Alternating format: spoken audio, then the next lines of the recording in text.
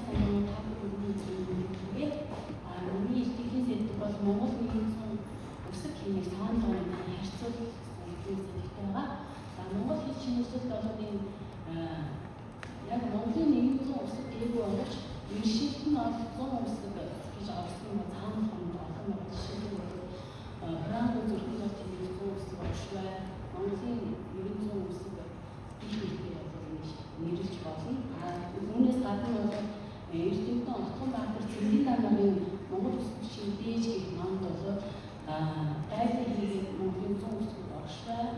Мөн төв хавьтай цагаан толгой зэрэг ийм цагаан толгойнуудыг бол дурдсан байдаг. За тийм ерөнхийдөө бол энд хаагдж байгаа ашигласан хэрэглэгдэхүүн тэгэхээр хэрэглэгдэхүүний бичвэр болоод судалгааны тухай тэгээд бүтэц бичгийн харьцуулах энэ дараах бол юм аа.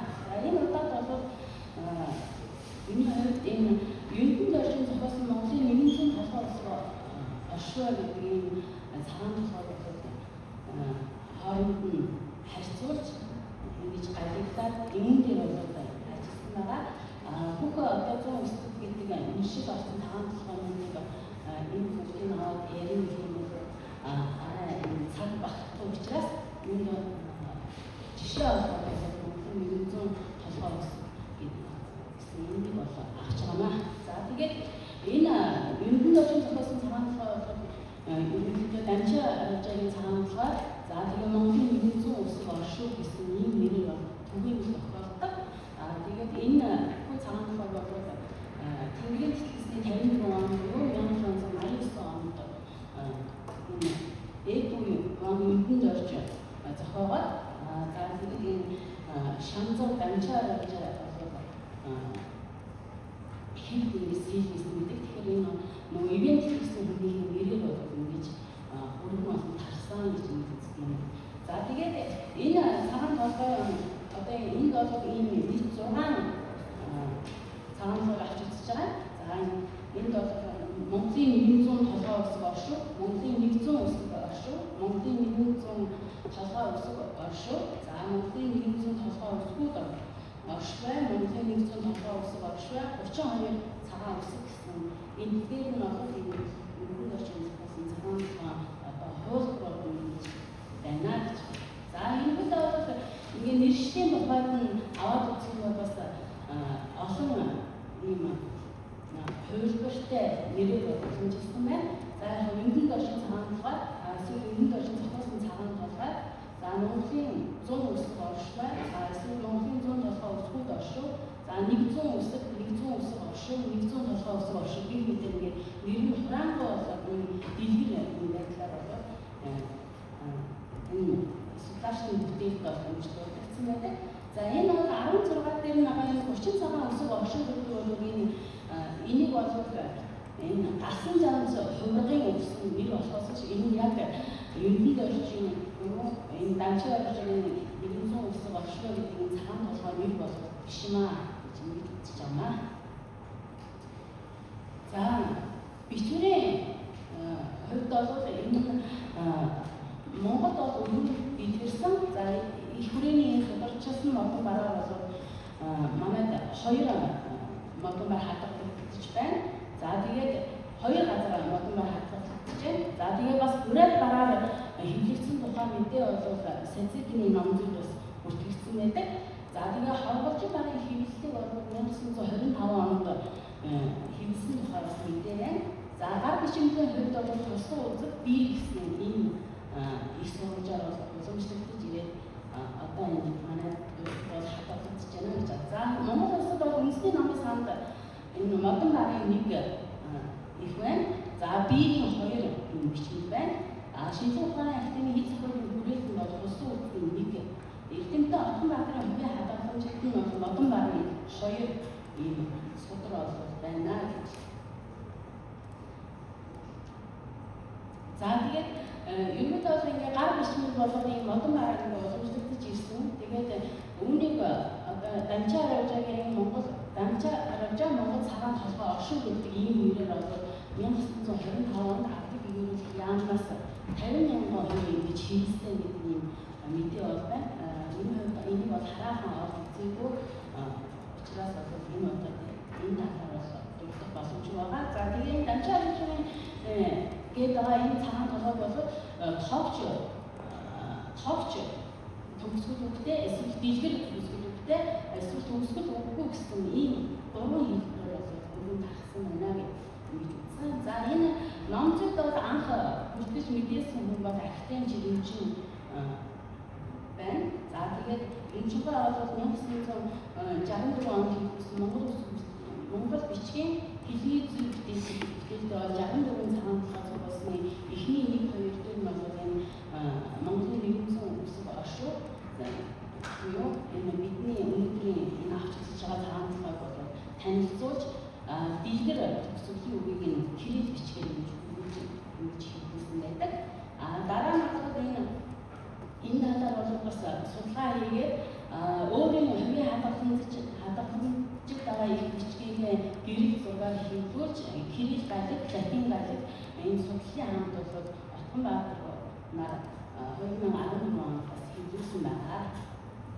За энэ сальсны хатгаар бас ингээд бүрдэгдэж байгаа. 1988 оны болон 2004 оны хатгаар бүрдэгдсэн. Үүнийг бол бас орос хэлээр энэ Отгонбаатар цэнтрийн намаар бас орчуулж ингэж 11 онд гаргасан. За тэгээд авч үзэж байгаа 6 судрын хаан тухайд авч үзье. За эхнийг нь бол энэ бар судраа хэдийгээр нэг бар боловч энэ мөрийн зай, за хуудасны тоо, за тэгээд яг агуулгын ижилхэн байгаа боловч дотор нь дурдж байгаа сонгож авсан үг өсөн нөхцөлч гэдэг юм тийм ээ. Энэ бүх зүйл нь бол энэ 6 цагаан толгойд бас адил биш юм байгаа.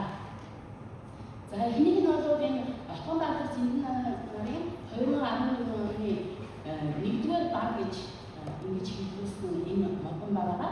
За энэ модон барыг бас 2015 онд Монголын иргэдийн Чингисийн Туяанаар мөн гэрэл зургаар хэвлэсэн.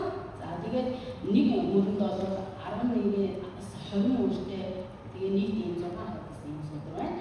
За тэгээ Отгонбаатар авшигаас байгаа нь энэ 2-р баг гэж хэлсэн. Гэхдээ энэ ном зүйлдээ бол зөвхөн төгсгөлийн хуудсыг оруулсан учраас энэ төгсгөлийн үед 4 хуудаснаас нь үзэхэд бол ойролцоогоор 16-аас 20 нэг хуудас нь бол бичсэн байна. За тэгээ энийг бол энэ 8 хуудастай гэдэг. За тэгээд үүнийг одоо энэ тусан дооны гэдэг нь гэж хэлсэн гэж бас гарч байна. За тэгээ Монголын нэгдсэн үсэг оршуу бол энэ үндэсний номын санд ингэж хадгалагдаж байгаа.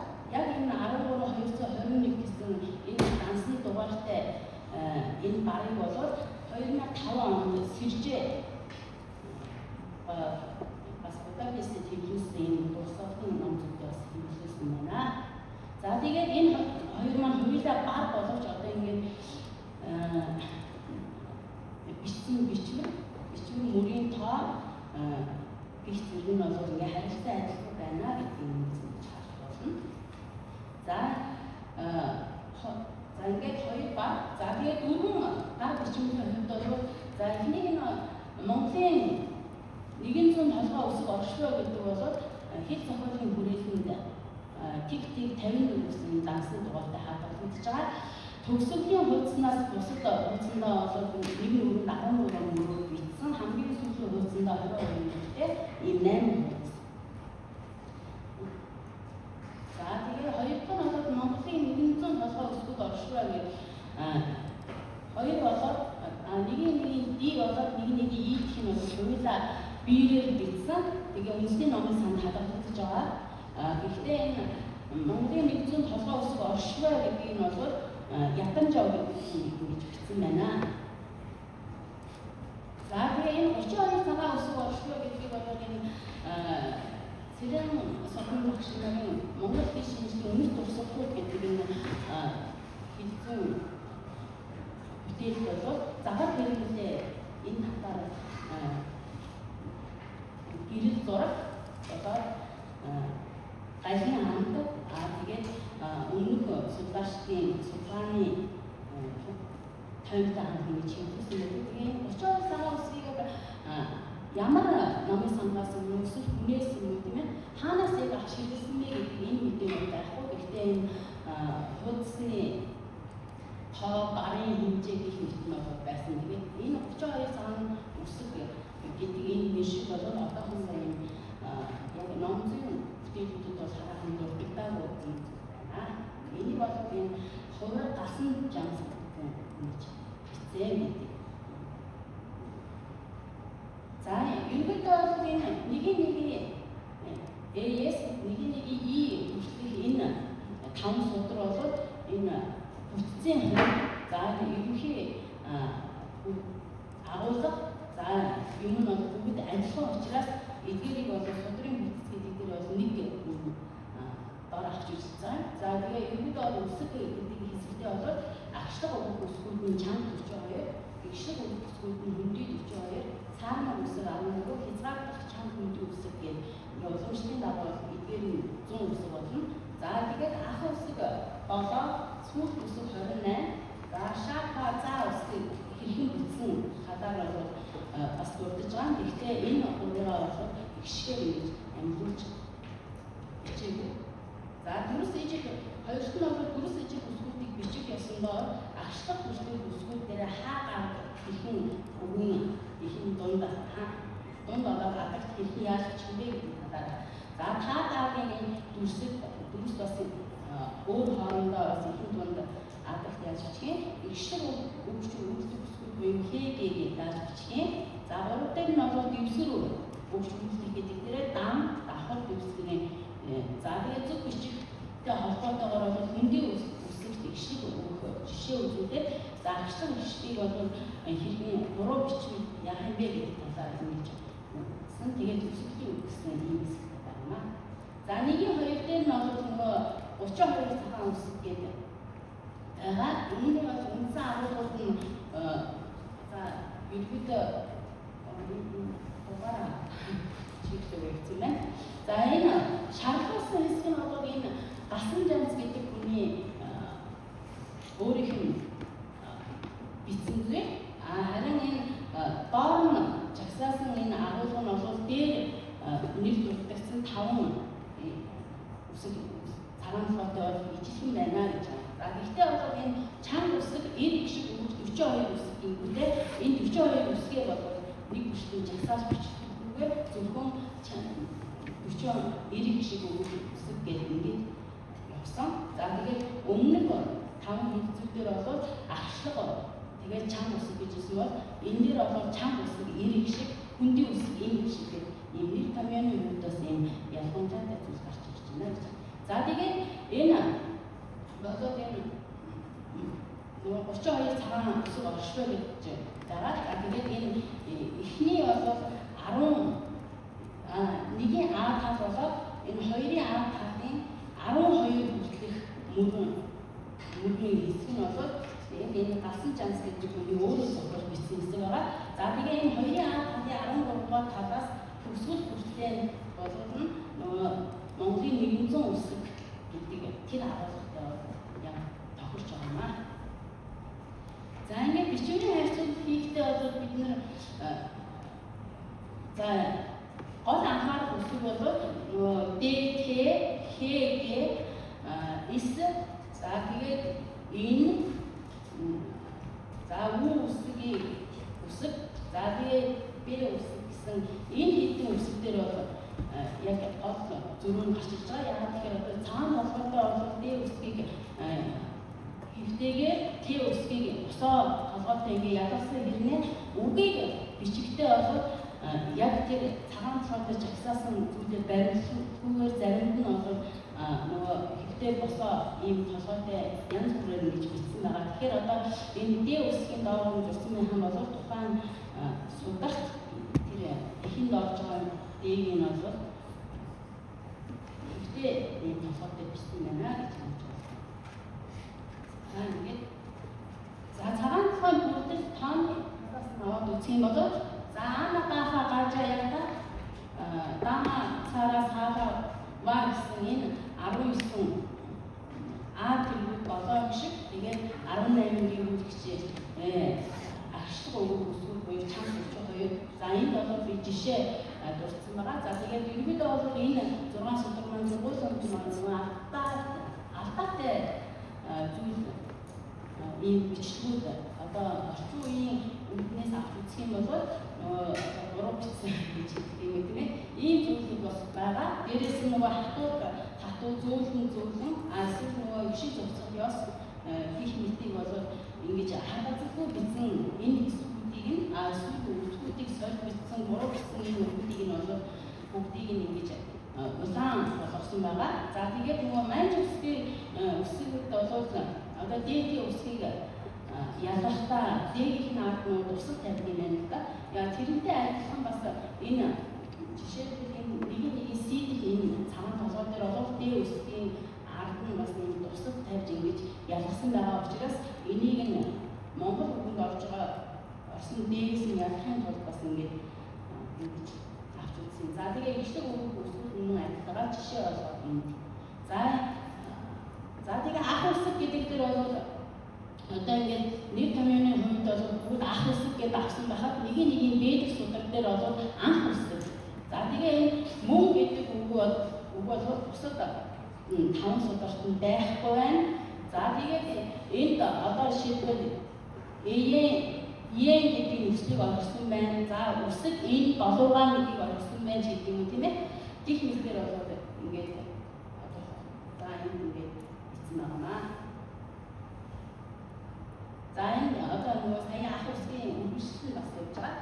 За тэгээ энэ нэг ийдэх юм судраг дээр нь бол адаг тур.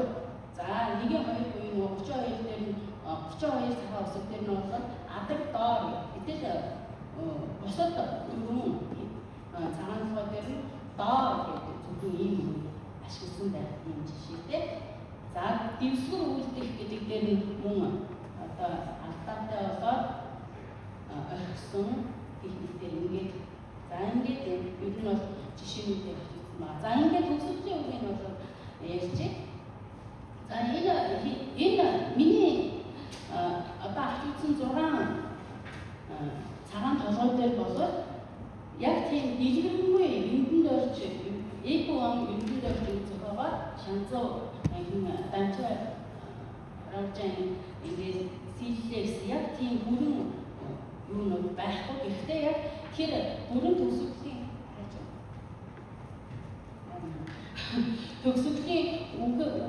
үгээс нь бол дэлгэр болоод төвчээр авчихсан байна. За энэ нэг аадах дээр нь бол за энэ 10 үгийн бодсон бүгдийг хураагчдээд очир дээр ламыг үлний хинхаа батчиж гэдэг бол энэ нэг бигээс бусад 5 судар дээр нь бол тохиолдож байгаа. За тэгээд энэ авторгүй түргэний олох болтугай хүртэл нь бол ингээд 6 үгэн дээр байна. За тэгчээд энэ тэнгэр итгэсний гэдгээс ингээд сүмгэн тампай хүртэл нь бол нэг бэдээр энэ төгсгөл үг нэг байх. За тэгээд манган ингээд зарим төгсгөж байгаа зарим нь бол сарва манган гэж доор нь маань бидний хүн гэх юм уу гэд ийм мань үсэг бичиж байна. Эсвэл бас өмнөнийг бол сайн амгалан болохгүй насан турш оршихгүйгээр бичээд ингээ манган шиг юм тийм ээ. Иймэрхүү байдлаар бол ингээд төгсгөлийн үг нь бас ийм ялгаатай байна. За тэгээд энэ бол энэ Батганбаатар багшийн тэр 2 дахь баг гэдэгт нь орсон төгсгөлийн үг нь бол энэ ингээд зүйл юм байна. За тэгээ ерөнхийдөө бол энэ гол агуулга ялгаатай зүйлийг ингээд дээр жишээгээр ярьсан учраас өмнөх хэсэгтээ тэр хэсгийг нь бол ахиж нуушиж авахгүй ингээд үсгэж байгаамаа. За ингээд анхаарсан та бүхэн